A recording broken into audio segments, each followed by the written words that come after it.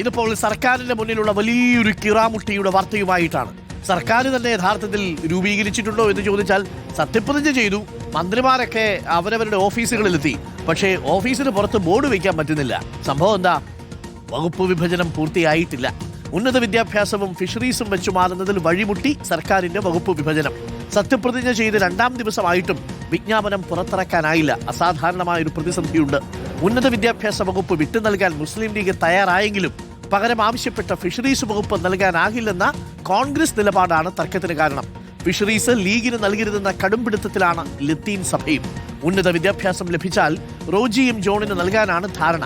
പ്രശ്നം പരിഹരിക്കാൻ തിരക്കിട്ട ചർച്ചകളിലാണ് മുഖ്യമന്ത്രിയും UDF നേതൃത്വവും. നിലവിലെ ധാരണ പ്രകാരം വകുപ്പുകൾ ഇങ്ങനെയാണ്.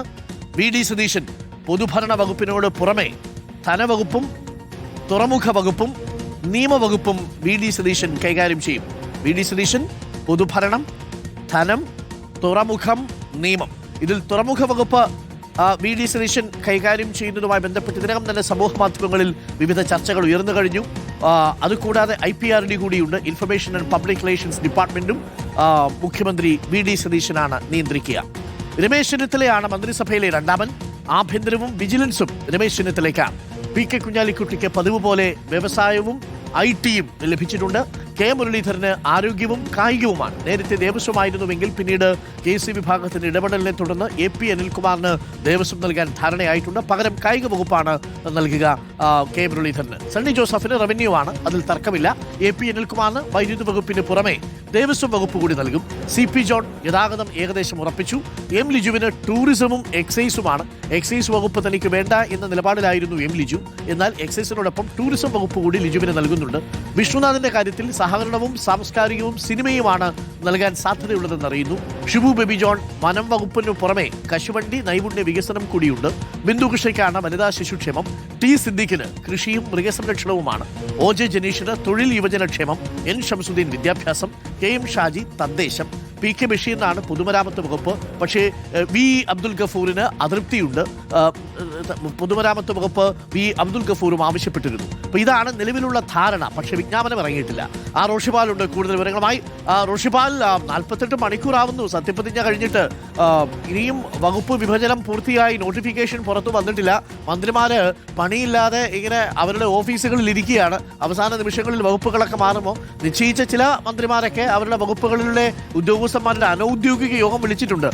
നോട്ടിഫിക്കേഷൻ പുറത്തിറങ്ങാതെ ഒരു മന്ത്രിമാർക്കും ഔദ്യോഗികമായ ഒരു മീറ്റിംഗിൽ ഒരു അഭിപ്രായം രേഖപ്പെടുത്തി മിനിറ്റ്സ് ആക്കാൻ കഴിയില്ല. ഒരു ചട്ടവും പുറത്തിറക്കാൻ കഴിയില്ല. ഒരു കാര്യത്തിലേക്കും ഭരണപരമായ തീരുമാനങ്ങളിലേക്ക് കടക്കാനും കഴിയില്ല. 48 മണിക്കൂറിലേക്ക് അടുക്കുമ്പോൾ ഇത്തരമൊരു പ്രതിസന്ധി ഉണ്ടോ? ഇന്ന് ഉച്ചയ്ക്ക് മുമ്പെങ്കിലും ഈ കാര്യത്തിൽ തീരുമാനമായി ഗവർണറെ കണ്ട് ലിസ്റ്റ് കൊടുക്കുമോ മുഖ്യമന്ത്രി? Roshipal, good morning. Very good morning Arunkumar. ഇന്ന് രാവിലെ തന്നെ തീരുമാനമുണ്ടാകുമെന്ന് വിശദീകരിക്കുകയാണ് മുഖ്യമന്ത്രിയുടെ ഓഫീസ്.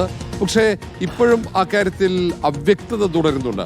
കാരണം ഇതിൽ 2 വകുപ്പുകൾ തമ്മിൽ മാത്രമാണ് തർക്കമുണ്ടാകുന്നത്. അതിൽ പ്രധാനമായും ഉന്നത വിദ്യാഭ്യാസ വകുപ്പ്. ഇത്തവണ കോൺഗ്രസ് വിദ്യാഭ്യാസ വകുപ്പെ ഏറ്റെടുക്കണമെന്ന നിലപാടായിരുന്നു. പക്ഷേ അത് നടക്കാത്ത സാഹചര്യത്തിലാണ് ഉന്നത വിദ്യാഭ്യാസ വകുപ്പ് വേണമെന്ന ആവശ്യത്തിലേക്ക് കോൺഗ്രസ് എത്തിയത്. പക്ഷെ അത് വിട്ടു നൽകാൻ മുസ്ലിം ലീഗും തയ്യാറായെങ്കിലും പകരം ചോദിച്ച വകുപ്പിലാണ് തർക്കമാകുന്നത്. ഫിഷറീസ് വകുപ്പ് വേണമെന്ന് മുസ്ലിം ലീഗ് കടുംപിടുത്തം തുടരുന്നു. പക്ഷേ ഒരിക്കലും ഫിഷറീസ് വകുപ്പ് കൈവിട്ട് നൽകാൻ കോൺഗ്രസ് നേതൃത്വവും തയ്യാറല്ല. അതിന് ലത്തീൻ സഭയടക്കം കടുത്ത നിലപാട് പരസ്യമായി സ്വീകരിച്ചിട്ടുണ്ട്. അത് കോൺഗ്രസിന് വലിയ വെല്ലുവിളി കൂടിയാണ്. ആ ഒരു സാഹചര്യത്തിൽ കൂടിയാണ് ചർച്ചകൾ നീണ്ടുപോകുന്നത്. ഏതായാലും ഈ വകുപ്പ്, ഉന്നത വിദ്യാഭ്യാസ വകുപ്പ് കൈമാറ്റം നടന്നില്ലെങ്കിൽ സ്വാഭാവികമായും ഇപ്പോൾ കോൺഗ്രസിലെ മന്ത്രിമാർക്ക് നിശ്ചയിച്ച വകുപ്പുകളിൽ സമഗ്രമായ മാറ്റം വരേണ്ടി വരും. കാരണം റോജിയും ജോണിനാണ് ഉന്നത വിദ്യാഭ്യാസ വകുപ്പ് നൽകാൻ തീരുമാനിച്ചത്. അങ്ങനെയെങ്കിൽ റോജിയും ജോണിന് മറ്റൊരു പ്രധാനപ്പെട്ട വകുപ്പ് നൽകേണ്ടി വരും. അങ്ങനെയെങ്കിൽ മറ്റ് പ്രധാനപ്പെട്ട മന്ത്രിമാരുടെ വകുപ്പുകളിൽ ചെറിയ മാറ്റങ്ങൾ, ഒന്നിൽ കൂടുതൽ പ്രധാന വകുപ്പുകൾ കൈകാര്യം ചെയ്യുന്ന മന്ത്രിമാരുടെ വകുപ്പുകളിലാണ് മാറ്റം വരാൻ സാധ്യത.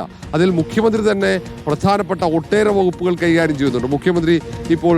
മുഖ്യമന്ത്രിയുടെ കയ്യിലുള്ളത് ധനകാര്യവും നിയമവുമുണ്ട്.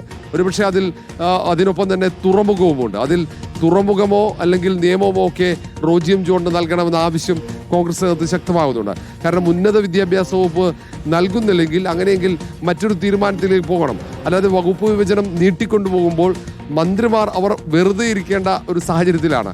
കാരണം അവർക്ക് ദൈനംദിനമായി ഇതിൽ ഏറ്റവും പ്രധാനപ്പെട്ട ഒരു വകുപ്പ് ആരോഗ്യ വകുപ്പാണ്. ഇവിടെ പകർച്ചപ്പനി പടരുന്ന ഒരു സാഹചര്യമുണ്ട്. ആ ഒരു ഘട്ടത്തിൽ അതിൻ്റെ മുന്നൊരുക്കങ്ങൾ, അതുമായി ബന്ധപ്പെട്ട മറ്റു പ്രവർത്തനങ്ങൾക്ക് തുടങ്ങേണ്ട സമയമാണ്.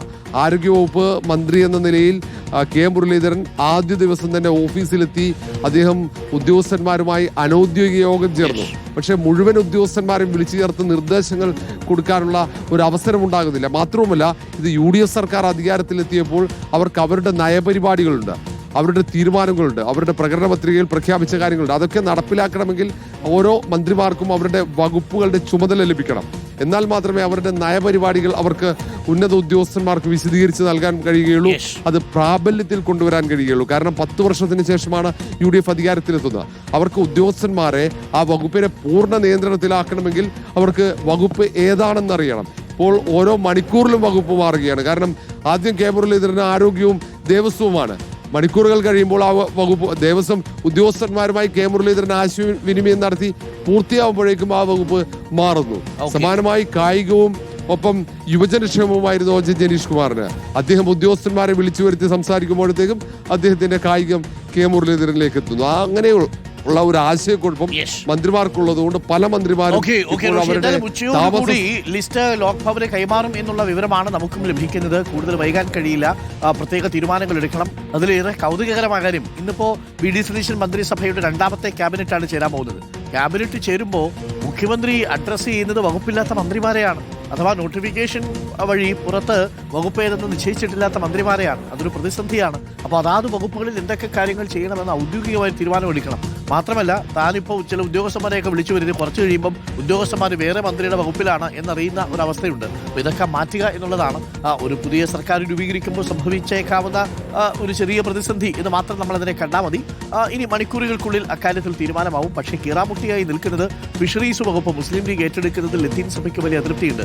കടലിനെ അറിയുന്ന ഒരാൾ തന്നെ ഈ ഫിഷറീസ് വകുപ്പ് ഏറ്റെടുക്കണം എന്നുള്ളതാണ് പറയുന്നത്. അത് മിക്കവാറും RSPക്ക് കൊടുക്കണം എന്നാണ് പറഞ്ഞു വരുന്നത്. ആർക്ക്? നമ്മുടെ ഷിബു ബേബി ജോണിനാണെങ്കിൽ ഫിഷറീസ് വലിയ താല്പര്യമില്ല, അതിലൊരു ക്ലാഷ് ഓഫ് ഇൻട്രസ്റ്റ് ഉണ്ടെന്നാണ് അദ്ദേഹം പറയുന്നത്, വ്യക്തിപരമായിട്ടുള്ളൊരു കാര്യം. അപ്പോൾ ഇതൊക്കെ അവിടെ നിൽക്കുന്ന ഒരു സാഹചര്യമാണ്. നമുക്ക് നോക്കാം എന്താണ് സംഭവിക്കുക എന്നുള്ളത്. ഫിഷറീസ് വകുപ്പ് മുസ്ലിം ലീഗിന് കിട്ടുമോ? അങ്ങനെ കിട്ടിയാൽ മാത്രമേ ഉന്നത വിദ്യാഭ്യാസം കോൺഗ്രസിന് കിട്ടുകയുള്ളൂ. അതാണ് അവസ്ഥ.